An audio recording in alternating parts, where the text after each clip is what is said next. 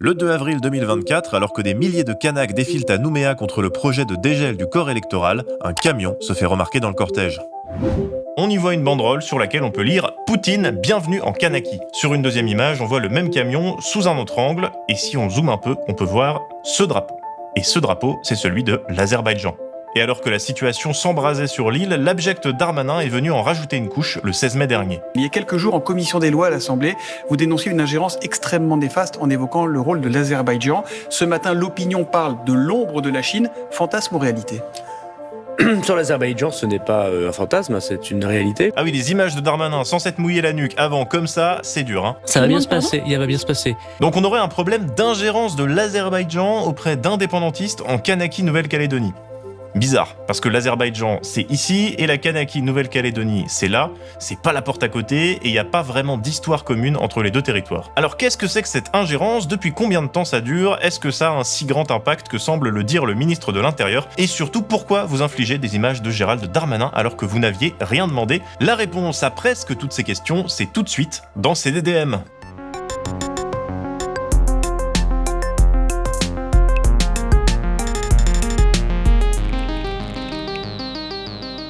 Le 6 juillet 2023, l'Azerbaïdjan a annoncé la fondation du Baku Initiative Group, le BIG, qui se présente comme une ONG dédiée au combat contre le colonialisme. Mais contre le colonialisme d'un certain pays en particulier quand même. What regions cover these colonies that you are working with?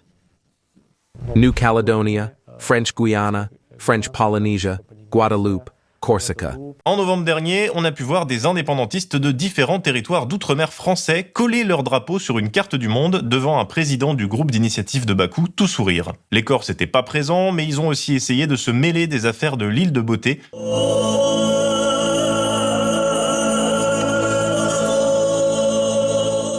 Comme l'explique Pierre Derbès pour le magazine Marine et Océan. En février 2024, l'agence de presse azerbaïdjanaise, l'Azertak, a officiellement relayé le communiqué d'un « groupe de soutien au peuple corse » créé au sein même du Parlement azerbaïdjanais. Saluant la création de Nadzione, un nouveau mouvement indépendantiste local, Nadzione est, selon des sources locales en Corse, un fauné du mouvement Corsica Libera, dont l'un des membres, Jean-Jacques Rodriguez, avait quelques mois plus tôt pris la parole à Bakou lors d'une conférence contre le néocolonialisme. Autre exemple, le groupe d'initiative de Bakou avait invité en mai dernier des membres du Tavini, le principal parti indépendantiste polynésien. Cette semaine, l'État autoritaire reçoit 8 membres du parti, dont 5 élus à l'Assemblée. Au programme notamment une conférence sur le droit à la décolonisation.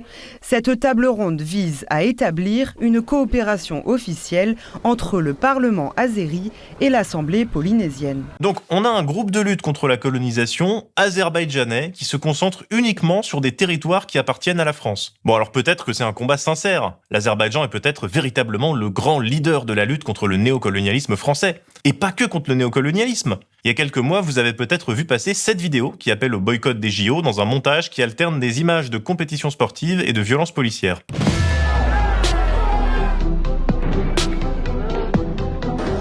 La vidéo, visionnée plus de 5 millions de fois, a été publiée pour le compte d'un média fantoche, New York Insider, et comme le relève Euronews, il semble que cette vidéo ait déjà été publiée sur X. Quelques heures avant que New York Insider ne la publie, elle commençait déjà à faire parler d'elle en Azerbaïdjan. Même des représentants du gouvernement l'avaient déjà partagée, comme le chef de presse du Conseil sur le soutien de l'État aux ONG sous la présidence de l'Azerbaïdjan. Alors, l'Azerbaïdjan serait-il un influent pays d'ultra-gauche en mode ACAP décolonial ? Pas trop. En effet, il y a de quoi se poser des questions sur leur sincérité. L'Azerbaïdjan, c'est ici, dans le Caucase, le pays qui compte un peu plus de 10 millions d'habitants au bord de la mer Caspienne et est frontalier de l'Iran, de l'Arménie, de la Géorgie et de la Russie.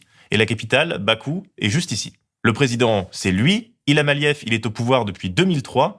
En 2024, il a été réélu pour un 5e mandat avec 92,1% des voix. Alors ça, c'est un indice pour vous dire que c'est pas trop une démocratie. En Azerbaïdjan, il n'y a pas de liberté d'expression. Les opposants et les journalistes sont emprisonnés.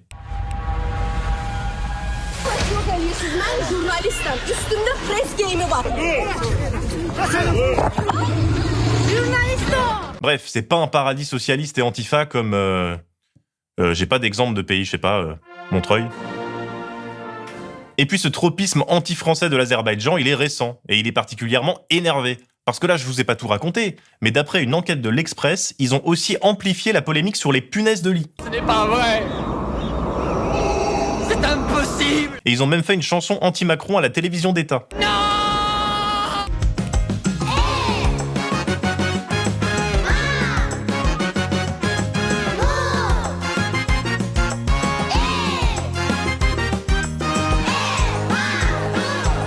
En décembre dernier, l'Azerbaïdjan avait arrêté un Français accusé d'espionnage, Martin Rayan, et à l'heure actuelle, il est toujours en détention dans l'attente de son procès. Après, il y a eu des expulsions de diplomates des deux côtés, bref. L'ambiance est globalement pourrie et c'est pas spécifiquement axé sur le soutien aux luttes indépendantistes et anticoloniales. D'autant plus que, comme l'explique Sébastien Zeipt pour France 24, il n'en a pas toujours été ainsi. La France, à l'instar d'autres pays européens, fut longtemps la cible de ce qu'on appelle la diplomatie du caviar. Cadeaux divers et variés, voyages en Azerbaïdjan tout frais compris, aide à la rénovation de bâtiments comme des églises, le pouvoir azerbaïdjanais cherchait ainsi à s'assurer des relais d'influence au sein du monde politico-médiatique. Parmi ces relais d'influence, il y a la sénatrice Nathalie Goulet, qui est connue pour être un des plus solides soutiens de Bakou en France, mais aussi le récemment réélu eurodéputé Thierry Mariani, spécialiste des relations dangereuses avec des régimes pas très nets. Malheureusement, le seul État qui a été condamné aujourd'hui pour avoir pratiqué la corruption dans la décision européenne, c'est l'Azerbaïdjan. Cet État dont vous êtes si proche, que vous connaissez si bien. Et puisqu'on parle de diplomatie du caviar, eh bien certains de nos politiques n'ont pas hésité à piocher allègrement dans le pot.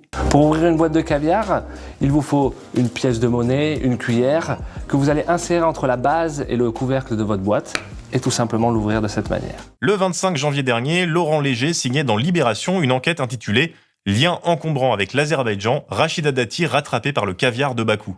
On y apprenait notamment ceci. Invité tout frais payé par le régime, Rachida Dati se rend au moins à 5 reprises en Azerbaïdjan entre 2011 et 2017. 2 déplacements n'ont pas été déclarés au Parlement européen alors qu'ils auraient dû l'être, en avril 2011 et en octobre 2012. Mais alors, qu'est-ce qui a poussé Bakou à abandonner la diplomatie du caviar pour passer à une tactique plus agressive ? Eh bien, la même raison qui les avait poussés à offrir des billets d'avion à Rachida Dati. Cette raison, c'est l'ennemi héréditaire de l'Azerbaïdjan, l'Arménie. La question des relations avec l'Arménie voisine, elle est centrale dans la politique étrangère de Bakou.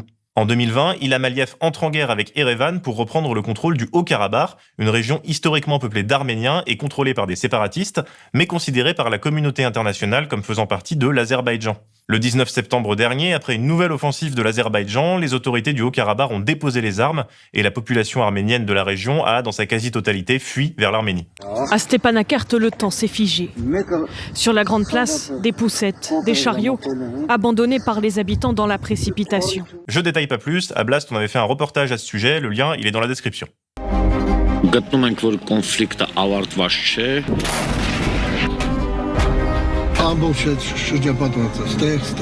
Cette guerre a eu une autre conséquence, elle a éloigné l'Arménie de son allié russe. Erevan reproche à Moscou, qui commandait une force de maintien de la paix au Karabakh, de ne rien avoir fait pour empêcher l'invasion azerbaïdjanaise. Résultat, l'Arménie s'est davantage tournée vers l'Occident, et notamment vers un pays en particulier. Si l'être qui scintille sur tout l'horizon, France, c'est le F.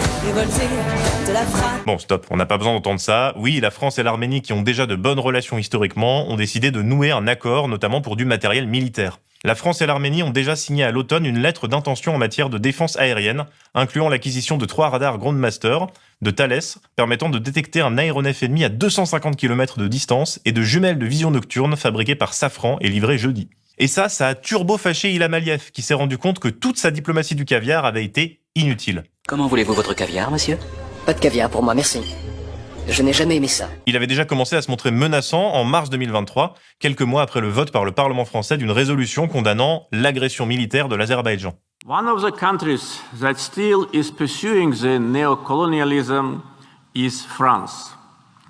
French administrated territories outside Europe are nasty remains of the French colonial empire. Donc tout est parti de là. La soudaine fibre anticoloniale d'Aliyev, le groupe d'initiative de Bakou, l'arrestation de l'espion présumé, la vidéo sur les JO, les expulsions de diplomates, les punaises de lit. Ce sont des mesures de rétorsion face à une politique française jugée trop favorable aux intérêts arméniens. Mais alors, pour reprendre la question que je posais au début de l'épisode, cette ingérence, elle a un impact ou pas ? Pas trop. En tout cas, pas trop pour l'instant. Ok, les Azerbaïdjanais se sont rapprochés de politiciens indépendantistes, ils ont même noué des liens avec certaines assemblées locales, ils ont pas mal poussé des messages hostiles à la France en ligne, mais les effets concrets de cette politique, ils restent encore à démontrer. Dans un article pour la rubrique Pixel du Monde, Damien Leloup écrit « Si des tentatives de déstabilisation de l'Azerbaïdjan en Nouvelle-Calédonie sont bien documentées, leur impact et le rôle de Bakou dans les violences de ces 3 derniers jours n'en demeurent pas moins sujets à caution.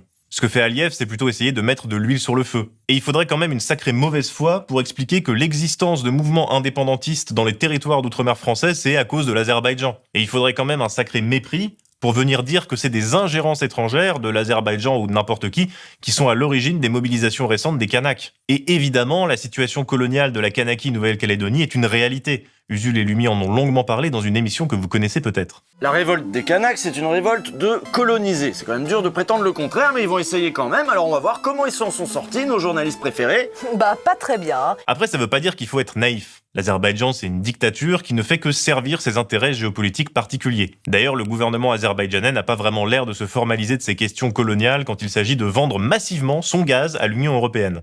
Ça veut dire qu'on achète du gaz à bas coût. Vous l'avez ou pas? Non. Et puis l'État français, lui aussi, il fait preuve de complaisance. Ça l'arrange bien de brandir ses ingérences étrangères pour masquer sa propre indigence politique. L'utilisation de l'Azerbaïdjan de ce dossier calédonien, au niveau international comme au niveau de la Nouvelle-Calédonie, nous choque profondément. On a quand même vu Macron dissoudre l'Assemblée juste avant les vacances avec une extrême droite à 31%. Donc bon, quand il s'agit de déstabilisation, on se débrouille très bien tout seul. C'est incroyable cette affaire. Vous ne voyez que le jeu politique et la contemplation du désastre. Voilà, c'était CDDM, merci d'avoir suivi cette émission. N'oubliez pas de vous abonner et de suivre et de soutenir Blast. En attendant, si l'actualité nationale c'est très déprimant en ce moment, l'international sera le genre humain.